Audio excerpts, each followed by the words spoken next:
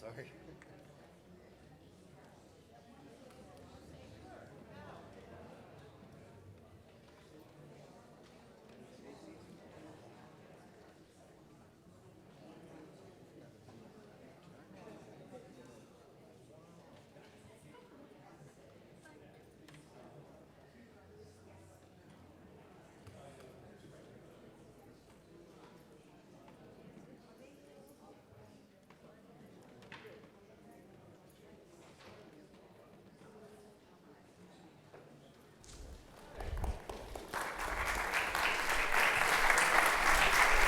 Hello. Well, thank you. Thank you very much. It is wonderful to be back at the National Constitution Center, where I'm Mike Gerhardt. I have the great honor of being the scholar in residence, which means I get to do fun stuff like this, and come back to a city I've grown to love, and to an institution, the National Constitution Center, which I've learned to really revere.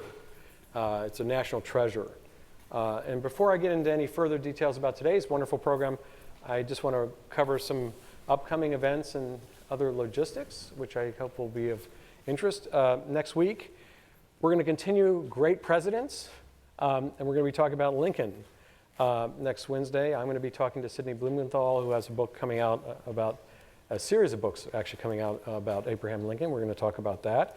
And in July, we're going to be in the League, Supreme Court today in the Kirby time.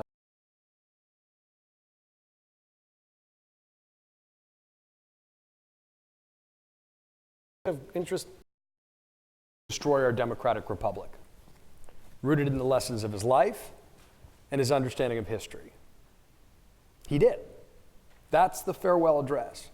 And he wrote it just a block from here, in what was then the Philadelphia Executive Mansion on the corner of what is now Market and 6th Street. And he wrote it over a period of years as the autobiography of his ideas. And it really was the sum total of his hard-won wisdom, drawing on all the aspects of his life, as a soldier, as a surveyor, as a farmer, as a statesman. And Washington doesn't always get the respect he deserves as a thinker, as a man of great wisdom. And he wasn't the most brilliant of the founding fathers. He wasn't, a shining wit. He was enormously insecure about his own capacities to serve as president, as opposed to the great confidence he felt in himself as a general, as a farmer. But he really did cultivate his character consciously in an attempt to create the national character. And the farewell address is an enormous gift. And it was understood as such for a long time. It was more widely reprinted than the Declaration of Independence for the first 150 years of our republic. It was that foundational. It was consulted by presidents and statesmen at pivotal moments in our history as a lens through which to judge and guide their own decisions. And so the fact that it fell out of favor and is now almost forgotten is itself a great opportunity for us to rediscover it at a pretty pivotal moment, when I think a lot of folks are thinking about America as a civilization, perhaps for the first time, and trying to understand these larger forces of history that we sometimes recklessly play with, and to understand it as part of our birthright. This whole center is devoted to that. The city is devoted to that. But to recognizing that we, the people, have responsibilities as citizens to understand our history, to apply that to the present so that we can pass it on to the future. That farewell address is an inspiring document that consciously aspires to do just that. It is durable wisdom, and that's why it was such an honor to write the book and to have it get such a great reception. Well, we're going to get into the real substance of the address in a moment. I want to put it into some context first. And maybe a good place to begin doing that is with recognizing that this isn't the first farewell address he gave. Giving farewell addresses was something Washington, won't say he liked to do, but it's something he had thought about before. Yeah, he had a genius for goodbyes.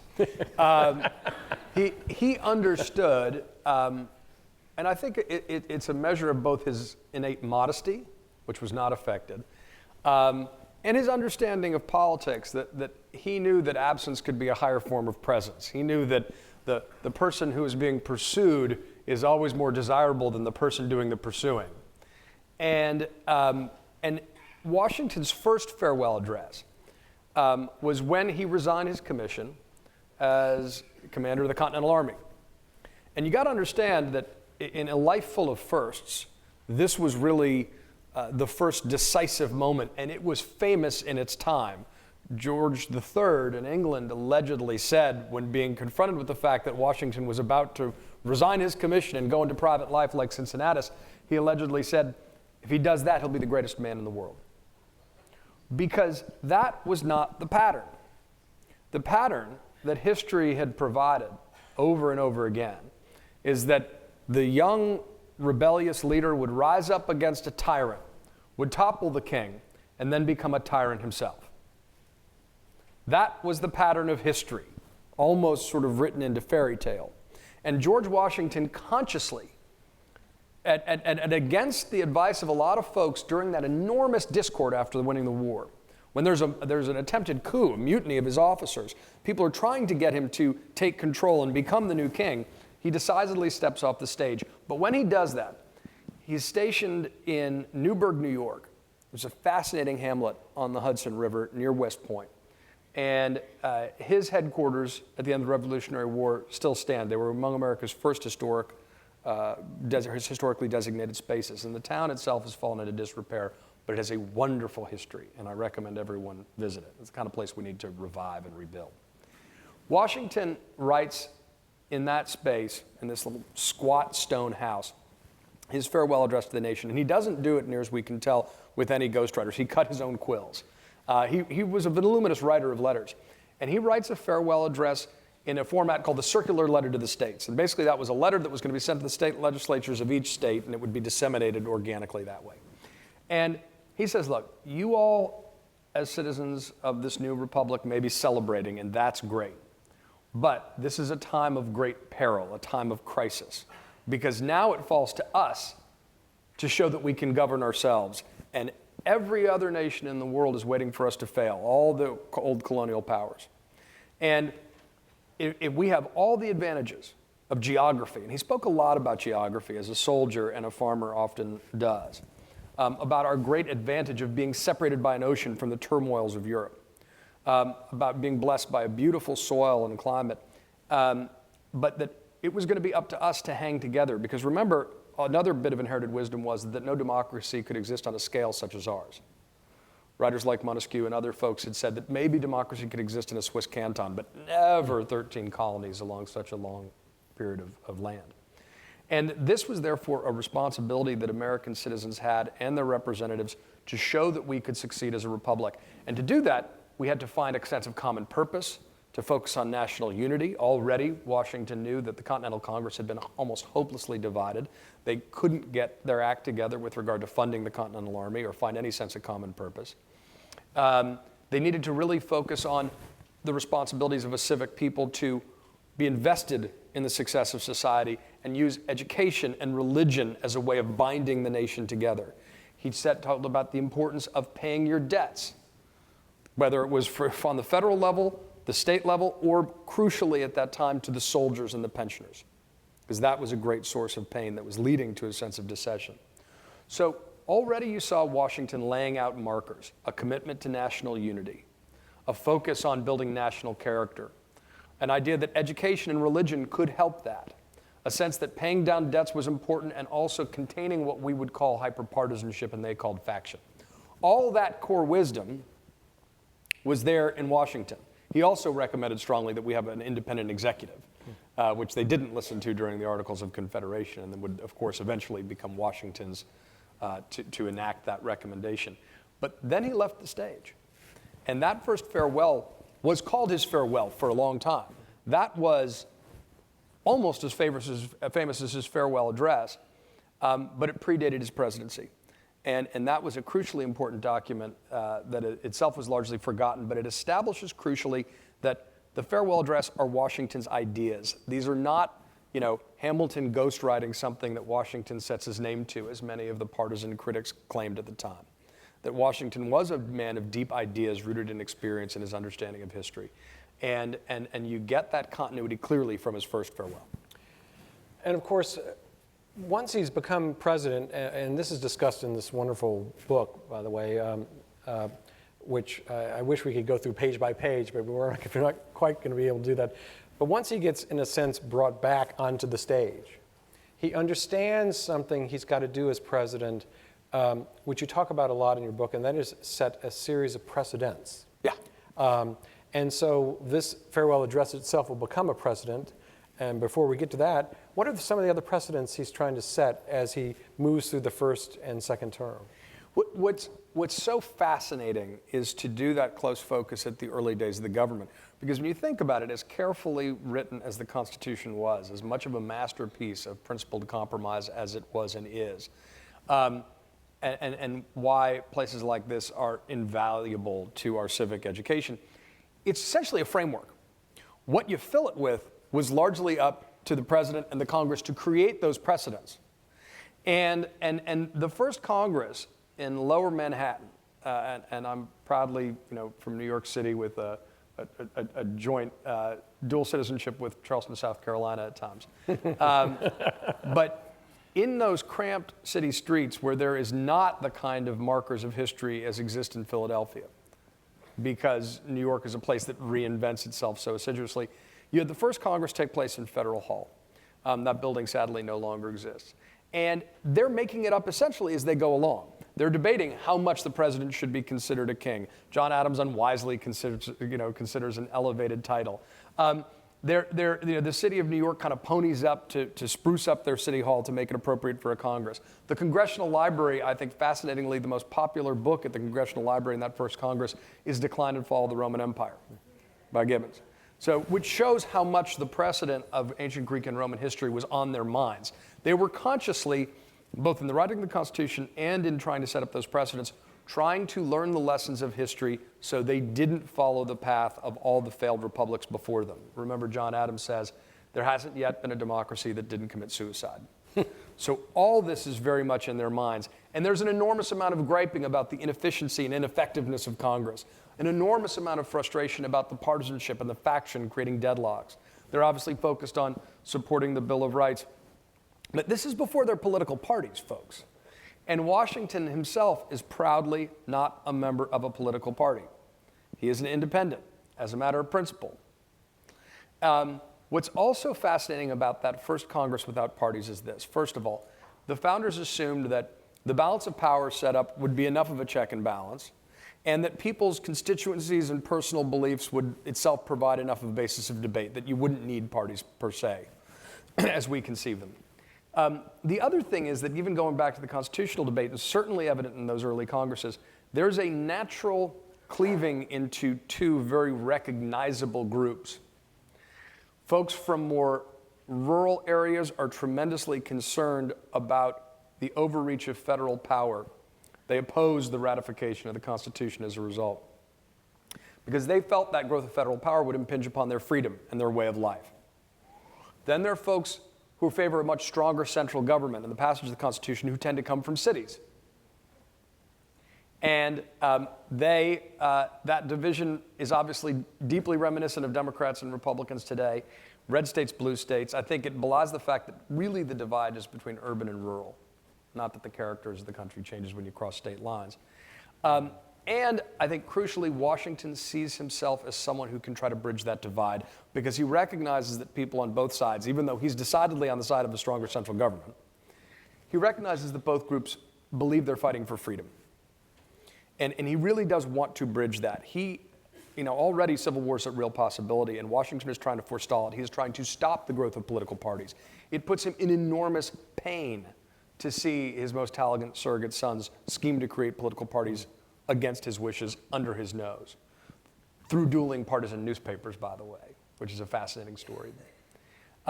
So Washington is so conscious of the precedent. He's tight with Madison. Then Madison falls out with him when he really throws all in with Jefferson.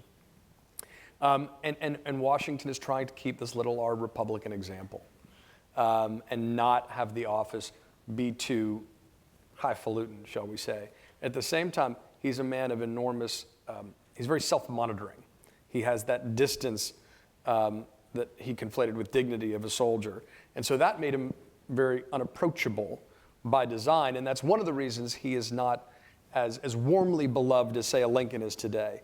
But to see these folks as they were and as they saw themselves, or as close as we can get, to understand them on a human scale makes the whole thing infinitely more fascinating. When we put the Founding Fathers, particularly Washington, on a pedestal, we lose so much because we make their wisdom so much less accessible. And when we understand them as flawed people, in pain, fighting amongst themselves, full of doubts as to whether they could succeed, it makes the whole exercise of reading history so much more accessible and I think much more inspiring. And of course, as he's moving through the presidency, he's overseeing crises. You've mentioned he's seeing, in a sense, but can't stop it, the formation of political parties. And one of the things that's happening, of course, is he's trying to get out. Yeah. He's succeeding, but at the same time, he wants to leave. And as you mentioned, even near the beginning, he's already thinking of this farewell address at the end of his first term. So what happens? Yeah, it's fascinating. He's a genuinely reluctant president, right? We are very used to that pose in politics. You know, it's the politicians always going, oh, no. You know, and they're trying to set that up. Washington genuinely was a reluctant president. And the only thing Jefferson and Hamilton could agree on was at the end of his first term that as Washington retired, the nation would degenerate into civil war. We were not at a place civically strong enough to sustain the absence of a unifying figure like Washington, who of course presided over the Constitutional Convention, who presided over the military, and had a unique status as being above party, as a unifying figure. He had that authority that none of them others did. Even as we believe the Founding Fathers all seem like giants today, and certainly their work is inspired, and the alchemy of the individuals is fascinating. You know, they were seen as leaders of parties and factions at the time. Washington was not. And I think that speaks to, by design, by the way. I mean, the Federalist Party really forms around Washington. He is not part of it. So Washington's, at the end of his first term, he's exhausted. He's frustrated. He doesn't necessarily feel this job comports to his strengths. He really wants to go home to Mount Vernon. God knows Martha wants him to. I mean, Martha doesn't even show up at the first inauguration. I mean, he makes that trip alone because she's not too thrilled after having given him up for the time of the Revolution that she's going to lose him again to politics. But he really is convinced. He begins work on his first farewell address with James Madison, who, it's fascinating, plays a really interesting role in the first two Congresses of the Republic, where he is both a leader of Congress and Washington's chief legislative and lyrical aide, in effect. So he's writing congressional statements and then the president's response and vice versa. I mean, he's playing a fascinating role. Washington confesses to him, and there are great contemporaneous notes by Madison at this, that he wants to retire. Madison tries to talk him out of it. Washington hears him, says, I appreciate it, but I'm out of here.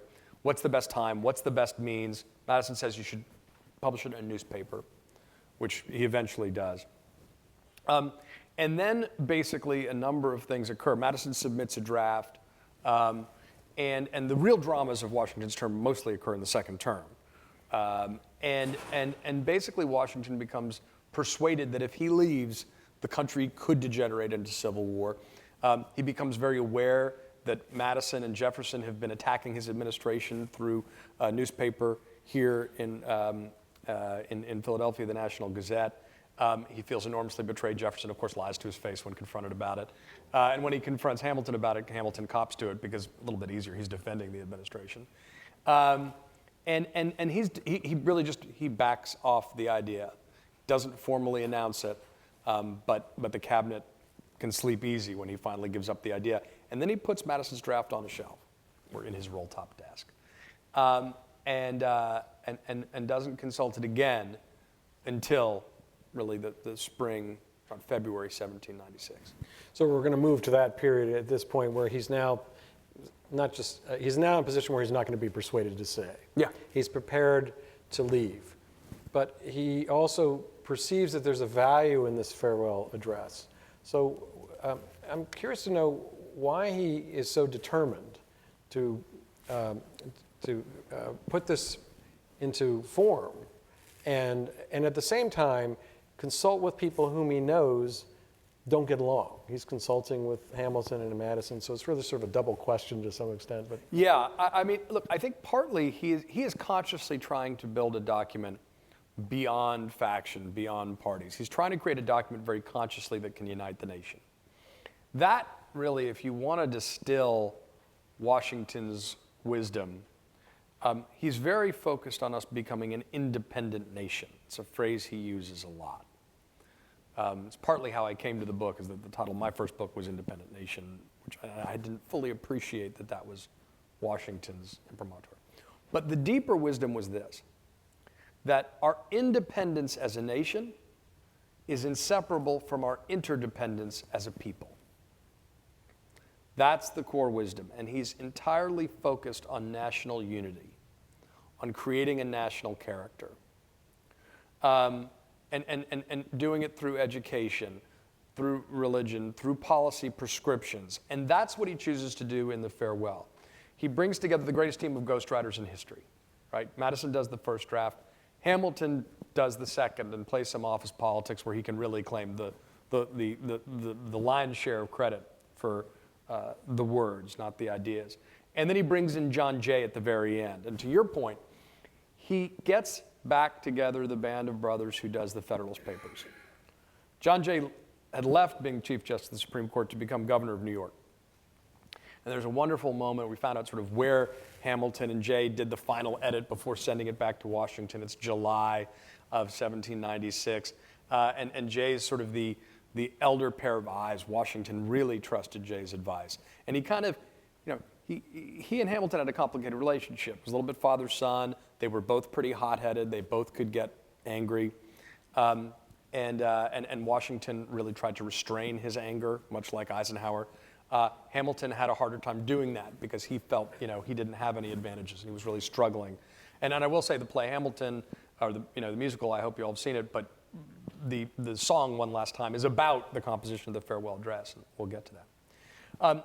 The important precedent also is this. It's not just that he sets the two-term tradition and leaves power, which, by the way, was also not a given. There was an assumption by some folks that, presidents could stay in office forever. That would have been perfectly logical, some kind of compromise between monarchy and a republic. He sets the two-term precedent, which then becomes part of the unwritten Constitution until FDR violates it, and then we get amendment. And crucially also, he decides to make the farewell address something that is carried on and carried forward by the power of his example. He could have easily done just a quick victory lap, a valedictory, and said, look at all the great things I've done, lest nobody forget all these accomplishments, the country's stronger, more economically and militarily than it was before. I'm out of here, but he doesn't do that. He specifically writes it as a warning about the forces that he believed could destroy our democratic republic. And that tradition gets carried forward in almost every major farewell address, most famously Eisenhower's farewell address, which warns up against the rise of the military-industrial complex. Even President Obama's farewell address, which quotes Washington's farewell, warns about threats to our democracy, right? But Washington was really focused on paying it forward. And that's why he took such care. He's writing and rewriting the document, and the New York Public Library has the draft, and you can see the minute line edits. And in a former life, I was a speechwriter and for New York City Mayor Rudy Giuliani, and so I get the process and I'm fascinated by it. And you see the line edits Washington's making, and they're minute, and he's clearly writing because he's aware that posterity is going to judge it. And so he wants to avoid, to the best he can, any misinterpretation. But he's clearly writing for future generations. He's writing for us, and he's writing about the big topics. They're rooted in his own experience. You see the frustrations of the French attacking him over the policy of neutrality. You can see all the policies that we can get into in greater depth. But the fact he writes the farewell address as a warning is one of his great gifts, and it's one that gets carried forward. Well, a great speech requires, in a sense, a great outlet. And he chooses this local paper. So how does he end up settling on the place that he does end up choosing as the place to publish it? So this is kind of fun. He chooses the American Daily Advertiser, which is one of several papers on what was then High Street, what is now Market Street in Philadelphia. And basically, with Madison, I mean, the model for this, to the extent there was a model, was a European king bidding goodbye to an assembled parliament or legislature, right, or House of Lords. Madison suggests that he disseminates it in a newspaper because it's more little r Republican. It doesn't have monarchical trappings. The president is directly addressing the American people. And there are around 100 newspapers in America at the time. And that it would disseminate organically and take some time, as it did. It took months for it to get to Vermont and Kentucky.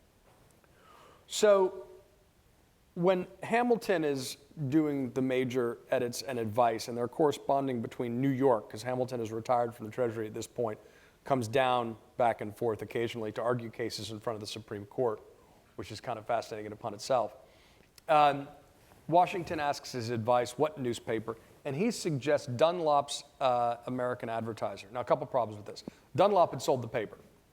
So it wasn't Dunlop's paper anymore. It was a guy named David Claypool, who'd been his assistant. Why the Daily Advertiser? Because the Federalists had a perfectly dependable, pro-administration newspaper they could have given it to. And that would have made a lot of sense, right? You know, in the broad, and different papers picked up the mantle at different times, but you had places like the American Aurora, run by Benjamin Franklin's grandson, which was brutally attacking the administration and Washington in particular over accusations of monarchy, incompetence, et cetera. And then you had corollary papers that were brutally attacking Jefferson and Madison and the Democratic Republican Party. And that would have made sense, right? Give it to a partisan newspaper that's on your side. Washington didn't want to do that because he explicitly was trying to send a message to the nation that was beyond party. And the American Daily Advertiser was uniquely committed to that more independent perspective. Now, a cynic would say that the reason for that is that they had a lot of congressional publishing contracts going back to the Declaration, and therefore it didn't make sense to throw in with one faction or another. But I think there was a genuine philosophical point of view that that's where they felt a paper should be, that independence is key to the integrity of a news brand. The point is we've always had partisan papers. We've always also had folks who've tried to rise above the fray, who believed that that was closer to their mission as journalists. And David Claypool felt that.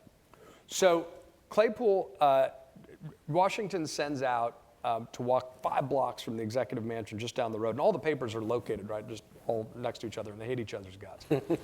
And he sends out his top aide, Tobias Lear, to bring a note down to David Claypool and say the president would like to meet with you. Claypool comes over, meets in the 2nd floor of the executive mansion, on these sort of angled sofas on the fireplace. And incidentally, Washington always kept a framed portrait of King Louis of France on the wall, even after he'd been beheaded in the French Revolution, as this sort of rebuke to, among other things, Jefferson and Madison for falling in love with the French Revolution naively.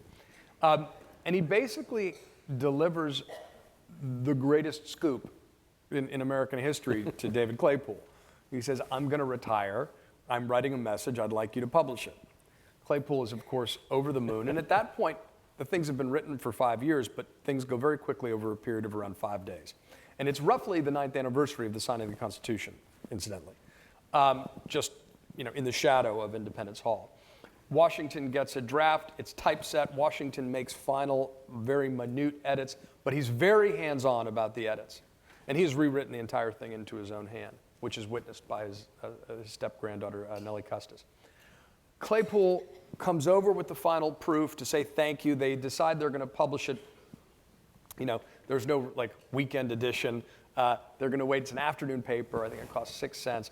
Claypool returns the document, and he expresses real reluctance to part with it. Maybe sort of hemming and hawing. And Washington, sort of very oddly for him, impetuously says, fine, you can keep it. And Washington keeps his documents meticulously at Mount Vernon. He knows that this matters to history. He rewrites old letters sometimes, right? That's how much, But he gives the original document to Claypool, who then basically sits on it, refuses to sell it, and it's believed to be lost for a long period of time. But that morning, Washington leaves Philadelphia, September 19th, 1796. He leaves that morning, and with Martha and a green parrot, which belongs to Nellie Custis, to go to Mount Vernon. And that afternoon, the paper hits the streets and the news explodes. It's republished in papers in Philadelphia, then New York.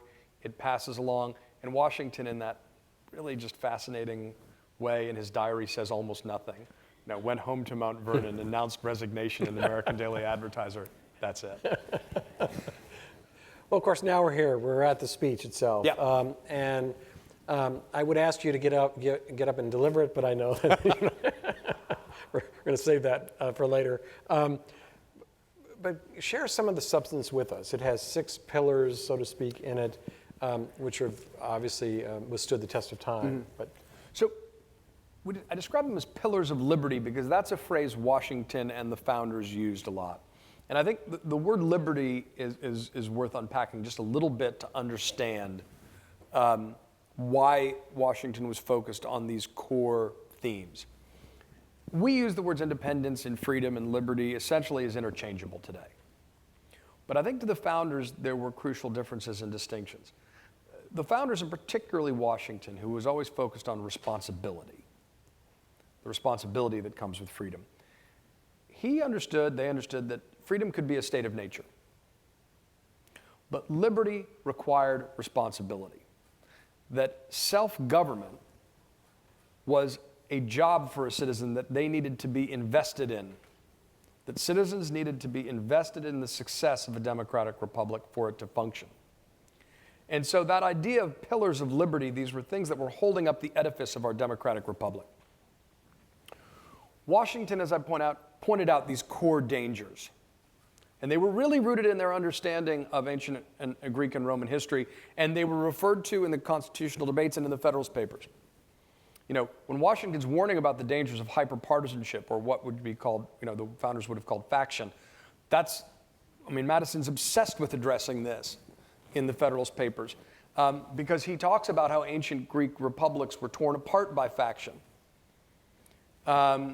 And Washington, in particular, really understands that when these self-interested factions hijack a democracy, and also, by the way, the English Civil War is very much within living memory of the Founding Fathers, and that frame doesn't always get the credit it deserves in terms of impacting their thinking. And the writings of Joseph Addison to George Washington in particular. It's a fascinating figure. Wrote his favorite play, Cato. Washington understood that basically that these factions could hijack democracy, that it would create a very deadlocked legislature. That would create such frustration on the part of average citizens at the inefficiency and effectiveness of democracy that it could open the door to a demagogue with authoritarian ambitions. Washington and the founders were acutely aware of that pattern in human history, and they wanted to counteract it as best they could. They could do it institutionally to some extent, but they also needed to lead by the strength of their example and by setting forth clear wisdom. Excessive debt was also a major danger, something that I think is more associated with the conservative side of the aisle as a focus, although when our conservative friends sometimes take control of the legislature, they seem to forget it when it comes to actually passing a bill on such measures. But that Washington and Hamilton, here's where Hamilton's effort crucially is involved, understood that debt was a force that could topple empires. It always had. And therefore, Washington and Hamilton experienced that danger, especially during the Revolution, because the Continental Congress couldn't summon the political will to raise money to pay for soldiers, not just their pay, but bullets, shoes, basic stuff. And the British tried to use inflation as a weapon to devalue local currency. So Washington and Robert Morris, local who was ultimately imprisoned in a very poignant story I write about, Washington visited him in prison, but he was really the genius of the American finance system as much as Alexander Hamilton. Washington really grew to understand the importance of a degree of debt in seed funding a society, but that excessive debt could topple an empire, in part because it violated the precept of generational responsibility. You should pay your own debts and not pass them on to the next generation. And finally, foreign wars and foreign entanglements. If folks know the farewell address today, they probably know the phrase entangling alliances, which doesn't appear in the farewell address. That phrase appears in Jefferson's first inaugural, which basically re-articulates Washington's farewell advice after Jefferson has basically spent his domestic political career fighting Washington over policy and philosophy. He becomes a born-again Washingtonian once he becomes president. But keep in mind that Washington, as a young soldier, gets involved in the first skirmish that starts not only the French and Indian Wars we call it in America, but the 7 Years' War in Europe. So the dangers of these sort of interconnected fates are very clear to him. And one of the great blessings of the United States is the Atlantic Ocean.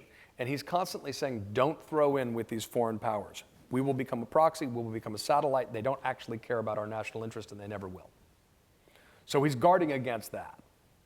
Will Rogers, by the way, had a great line about that. He said, no nation ever had a better friend than ours. You know the two best friends of America had us? The Atlantic and Pacific Ocean. And that's something that we forget, but it really was a buffer. The other thing he was aware of out of bitter experience was the tendency of foreign nations to try to meddle in the domestic affairs and elections of our own. And this, too, was something that the ancient Greeks and Romans had warned about. Right? Vladimir Putin didn't make this up on his own, folks.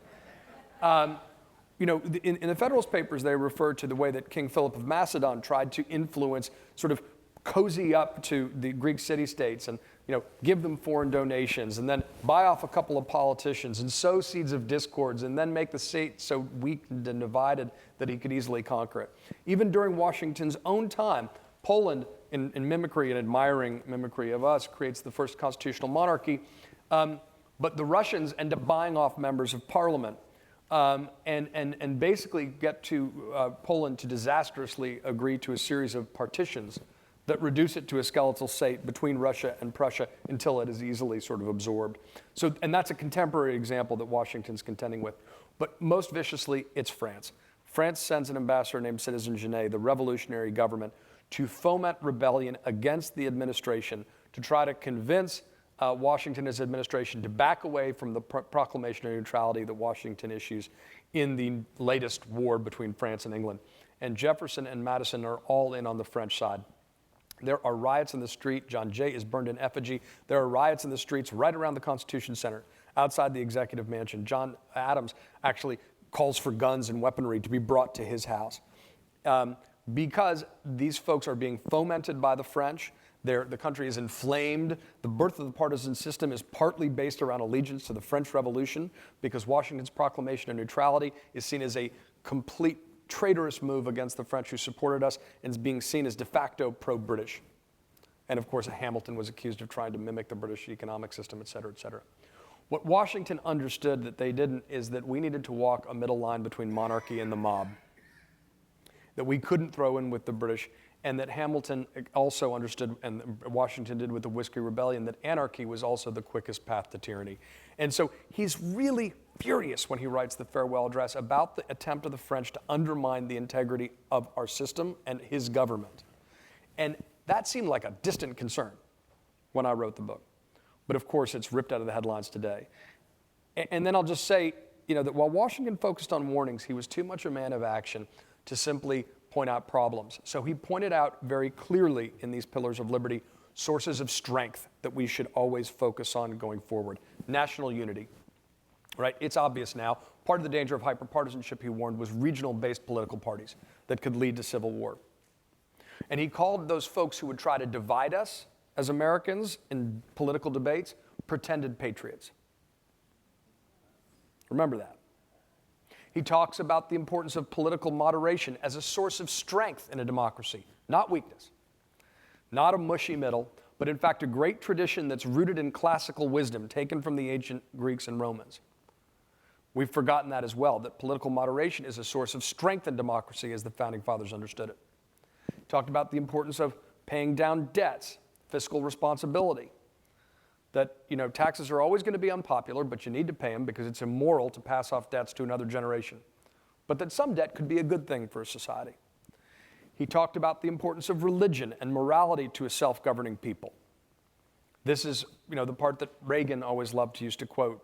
And I think it illustrates the way that the disparate messages of the farewell address resonate with different communities and can still unify us. But that while Washington was not an orthodox believer in Christianity, he took grief from a local preacher for not taking communion and kneeling during prayer. But he really understood the importance of religious pluralism and religious tolerance and religion in undergirding a self-governing society. It was very utilitarian. Religion was a great way of communicating morality and getting people to be ethical citizens. Education. Washington was the least educated founding father, and because of that, he was the most focused on education on a national level. He wanted to build a national university in Washington, where the vice president's house now stands. He actually donated money to that. He was so focused on it that Hamilton kept trying to take it out of the farewell address, and Washington kept putting it back. Hamilton ultimately said, look, save most of your verbiage of that for your farewell address to Congress. So right now there's only one line, but it's fascinating. And Washington's point is that enlightened opinion is necessary to a self-governing society. The reason he wanted a national university also was to try to bridge the divides between states, to create a common culture and common character. And civic education, which this organization is devoted to, is something that we need to take much more seriously as a country. And finally, the importance of a foreign policy of independence. Washington's advice on foreign policy has been mischaracterized throughout the ages as endorsement of isolationism. It's not. What he was focused on was a period of at least 20 years where we could build an economic and military strength so that we could be respected as an independent nation on the world stage and pursue our own interests and not confuse our own interests with that of another nation. So all these pillars of liberty that Washington focuses on, national unity, which he always, by the way, talks about citizens of birth or choice, which is a beautiful phrase we should remember.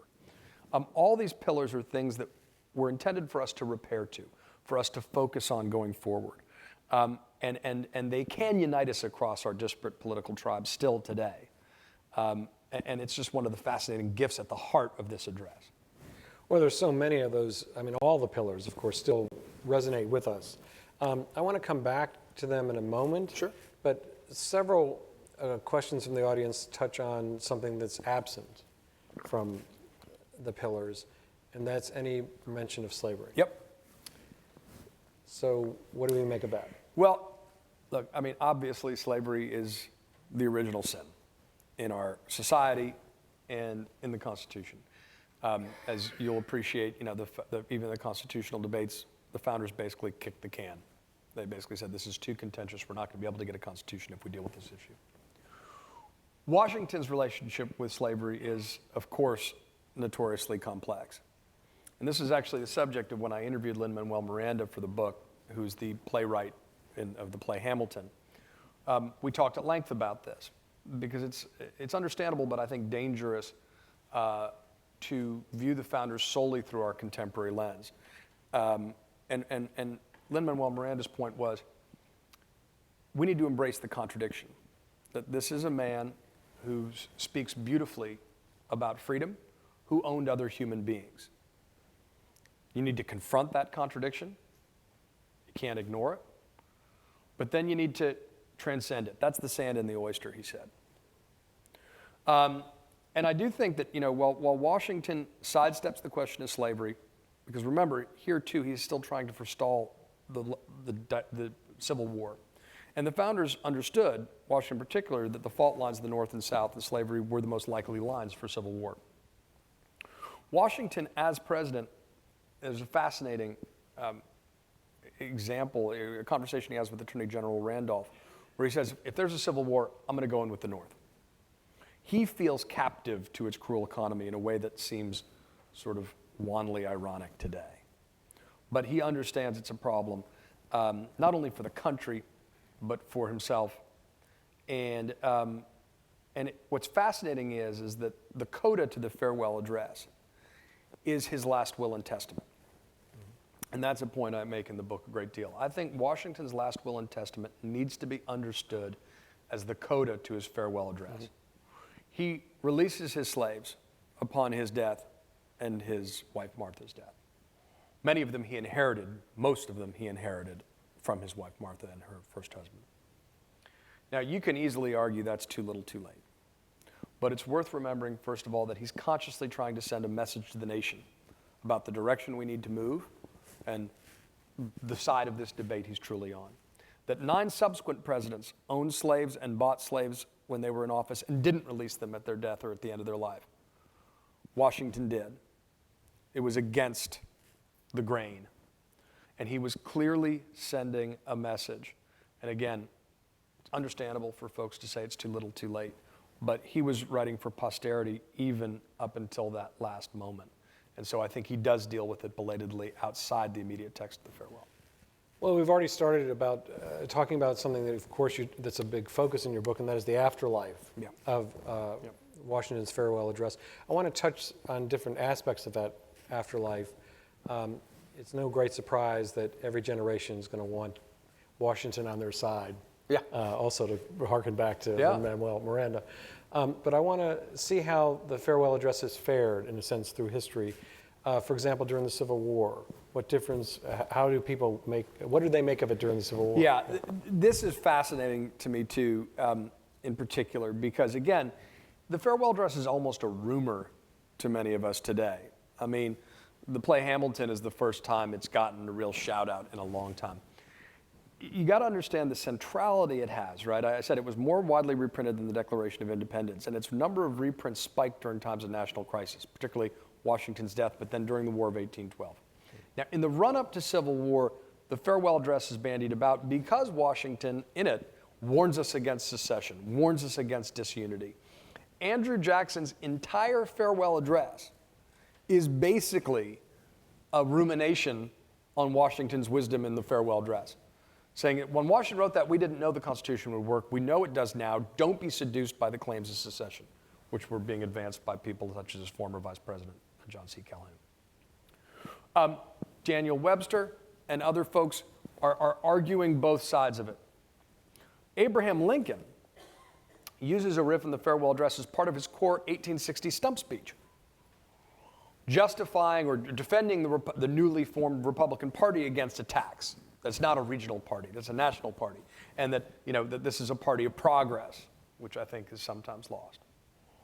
And then during the Civil War, the Confederates try to claim Washington as one of their own too, right? They say that, Washington was a Southerner and a plantation owner and a slave owner and a rebel. Ergo, he's one of us, when of course Washington's entire political life after the Revolution was focusing on national unity. There's a debate in the run-up to the Civil War too about whether the farewell address should be bought, because David Claypool finally kicks the can and his executors put it up for sale. And Jefferson Davis, future president of the Confederacy, then Mississippi senator, says, this is a really waste of federal dollars. And of course, what he's trying to do is denigrate the message of the farewell. And so one of the reasons it's in the New York Public Library is it's bought by a private entity, because Congress was dissuaded from buying it because it was seen as profligate at the time. During the Civil War, Washington has it read aloud to troops to remind them for what they're fighting for. And after the Civil War, it becomes part of standard curriculum in American schools as a way of binding the nation's wounds. And there's amazing literature. There are all these contests that occur in the late 19th century, which I've got examples of in the book, where students would commit it to memory. They would win awards for oratory. This is a 6,000-word address, folks. And they're memorizing this in school. And this was a standard part of the curriculum, though. And the explicit point is that maybe if we'd remembered the wisdom of Washington's warning, we wouldn't have had the Civil War. That's the idea. And it is a mainstay of debate right up and through World War I. And that's sort of the key pivotal moment.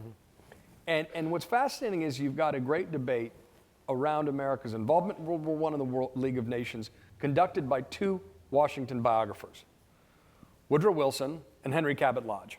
Henry Cabot Lodge is the head of the Republicans in the Senate. Woodrow Wilson, of course, is the Democratic president. They are debating whether we should get involved in our first overseas war, which is a total violation of everything Washington says. And what Wilson tries to do is basically says, well, the wisdom of Washington's warning needs to be updated, even if it's not totally outdated. That it's really about expanding freedom and securing freedom, and we should be in that business as well. We need to be a good friend on the world stage, and it makes that case. Henry Cabot Lodge is arguing more sort of, we have never done ourselves a disservice by following Washington's wisdom, and be very careful of ditching tradition, a classic true conservative perspective. After the war, it's about joining the League of Nations. Obviously, Wilson wins that debate, by the way. And after the war, which the worst does not occur, America gets in, and it's a relatively quick win. Then it's the question of the League of Nations. And Henry Cabot Lodge and co. win that debate, again invoking Washington's farewell. We don't pass the League of Nations because its articles were seen as entangling, committing us to a potential war. But at that moment, Washington starts to seem less infallible because we had violated one of the clear precepts, and the end did not come. In fact, America seemed to be rising on the world stage. And even though there's a fascinating period after World War I where there's great doubts about why we got involved in the war, and there's these Senate commissions like the Nye Commission looking at who compelled us and was it in our real national interest, the farewell address, and Washington himself starts to take a ding. The Gettysburg Address rises in prominence as a civic scripture, and the farewell address starts to fall out of favor. It's a fade. One of the most surreal moments that I think in the book surrounds the rise of a group called America First, which was a group of folks who, informed by World War I, brandished the legacy of Washington and the farewell, saying that we should not get involved in World War II. And this is the late 1930s and 1940. This is Charles Lindbergh, Henry Ford, a pretty wide group of folks, basically saying that that's not our fight. And they use the farewell address as an argument for why we shouldn't get involved in a foreign war. And some of them are clearly motivated by anti-Semitism. Other folks just by saying that World War I was actually a mistake, let's not squander our advantage on the world stage. And this is where the farewell address starts to get a hit of being synonymous with isolationism, which it never did. But there's a surreal, dark moment that I think is fascinating, that just to discover it itself was kind of stunning. In February 1939, there's a rally of the German-American Bund at Madison Square Garden. And it's 20,000 American Nazis show up. And it's ostensibly about ethnic pride, but there's a 30-foot banner of George Washington, flanked by swastikas.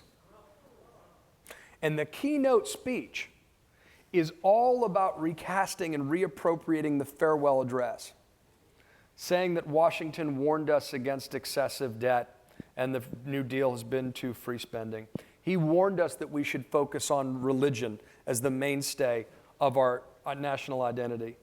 And he warned us against foreign entanglements and being involved in foreign wars. Now, what's fascinating about this odious misappropriation, in addition to it just the photos look like an outtake from Dark Mirror or The Twilight Zone, is that, of course, Washington warned against exactly these kinds of pretend patriots who would manipulate his wisdom and the founding wisdom and argue that dividing the country was representing the founders' vision for the country when nothing could be further from the truth. And in particular, the dangers of a foreign government trying to influence our own elections and our own internal decisions. And the German-American Bund was eventually exposed as being taking money from Adolf Hitler, and many of those folks were thrown in the pokey. But, Washington's farewell really takes a hit between World War I and that association with isolationists and anti-Semites.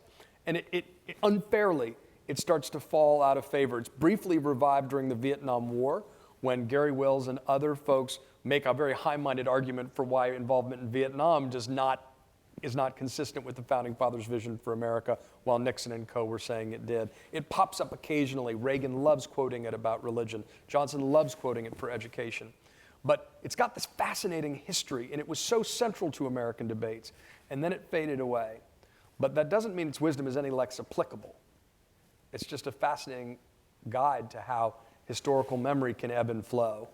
And these civic scriptures really retain their wisdom, and we shouldn't accept that they're diminished by time. We should update them for ourselves. A couple of the questions from the audience also ask about the parallel between Washington's farewell address and Eisenhower. Yeah. And you talk about this in the book. Could you talk briefly about how Eisenhower himself is influenced by it? I really was a Washingtonian, right? I mean, he was a reluctant politician. He thought of himself as an independent. He really ultimately threw in with the Republican Party in part because he felt that, one-party rule, the Democrats had ruled since 1932, and it was 1952, was bad for democracy. He was constantly at war with conservatives in his own party and thought about running for re-election as an independent. When his time for farewell address comes by, and I found some memos that hadn't been published before from a speechwriter saying you should really go back and look at the farewell address again. And he focuses deeply on it.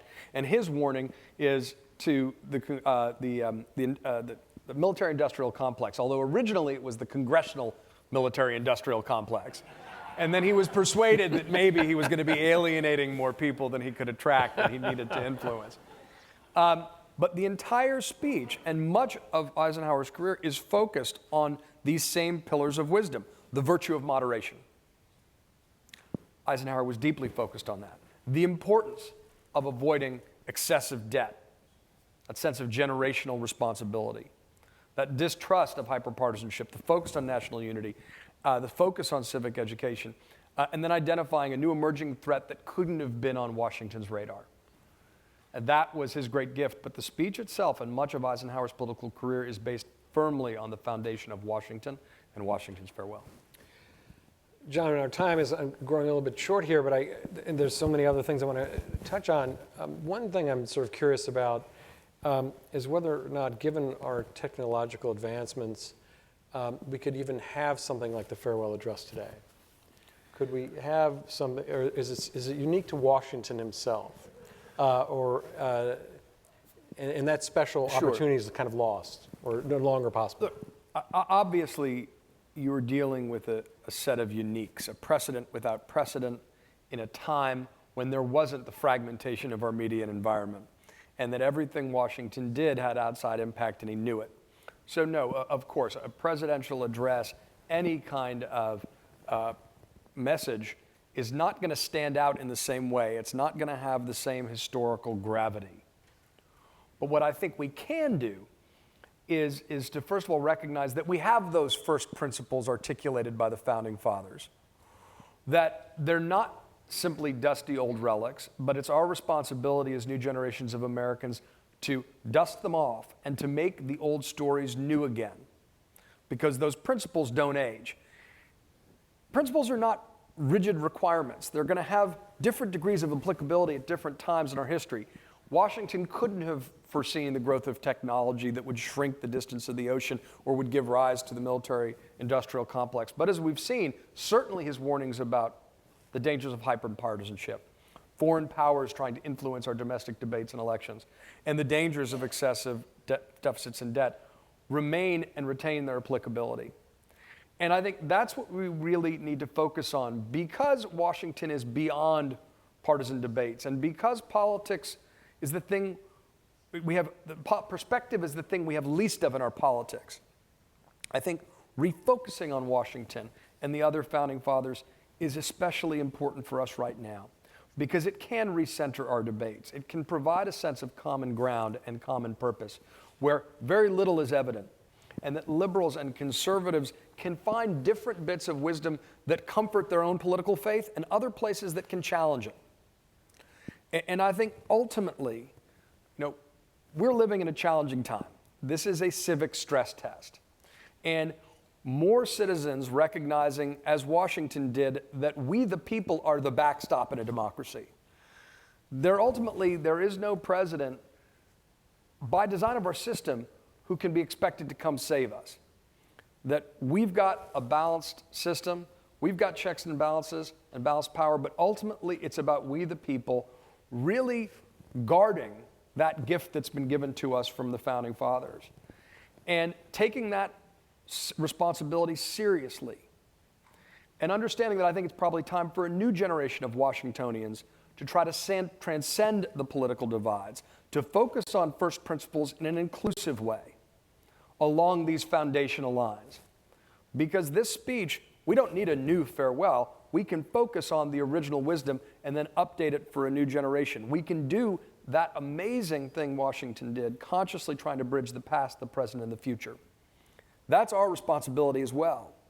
And we have this amazing Rosetta Stone from the first founding father, and its applicability is still relevant. It is timeless, but it is timely, and I would argue urgently timely.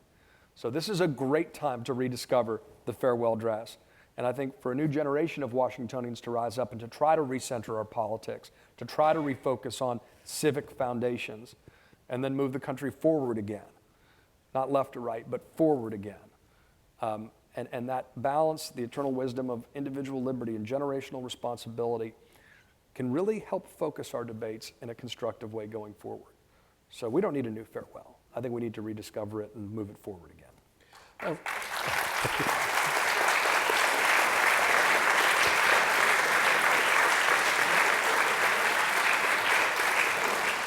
I know better than to try and do better than that. But I do want to remind you that John will be downstairs talking further about this wonderful book. And there's no greater place to be talking about civic education, constitutional history, and to have a guest of such enormous quality and erudition. Thank you for being with us, John. Thank you very much. It's an honor to be here. Thank you.